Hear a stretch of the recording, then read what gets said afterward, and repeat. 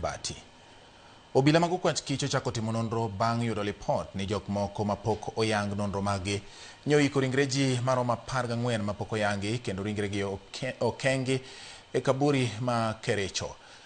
Jodak ma Kericho kod jokene ratich oganda koro dwaro ni mondo doho ochiw chik mapiyo ne obila kata mayiene obila mondo okuny ringrego oko duto kendo timnegi nonro mar fwenyo ni gin ng'agi ni mano ikanyo.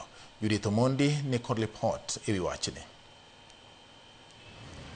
Ndalo achiel bang' joneno moko ariyo ndiko dhogi e tisend obila ma Kericho ewi ringre moko ma ok oyangi ma oiki e bura achiel e karik ma Makaburini Kericho, jodak omonjo karikno kendo manyo duoko kaluwore kod ripodegi. E bug obila gindiko ni tarik 21 dwe ni kar saa 10:20 odhiambo jadak moro ne okelo ripot ni nitie bugo moro ma oikie ji ma odhuro kendo obila magokwach kich ne otimo limbe Makaburini.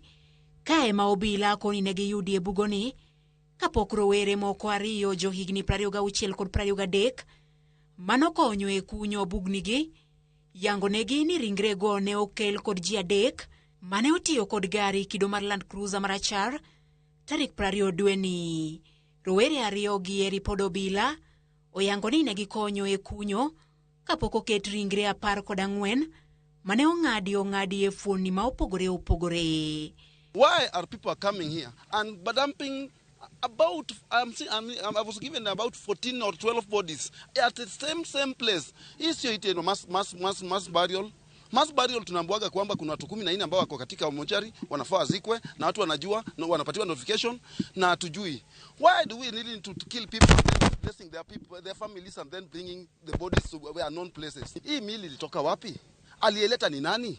Waliesika ni nani? Kakoro nyakasani jodak dwaro mondo mi omeda rita ma oluoro kar ikoni ka gikoni gi luor ni ringre mathoth nyalo bedo ni ikelo kanyo ka jokedo ne ratiro mag oganda bende dwaro mondo mi otim nonro ewi wachno, nonro ma uruyore kendo maler maonge mibadhi.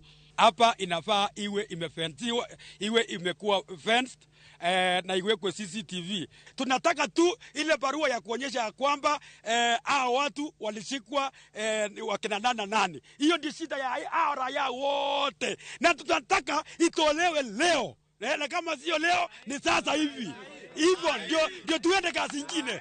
As a human rights organization, we are demanding a swift response in terms of a statement from the government, both the county government and the national government, particularly the county security team.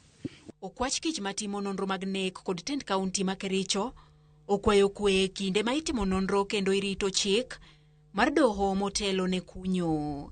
Kwa sababu tujapata confirmation huenda ya kwamba hizi mwili zilitoka kwa kaunti yetu ya jirani kule Nyamira. Kama ilitoka pahali yote ilitoka, hatuwezi ruhusu ya kwamba summit na vifaa zetu za Kericho siharibike. The county government of Kericho has not been involved in all these things. We have been sent here by the government to conduct forensic investigations. Ndio tujue ukweli. Na ile ukweli kuna timu ile itakuja hapa na tutaendelea pamoja na iko na procedure. Investigation ya forensic iko na procedure. Judith Omondi, Ramogi TV.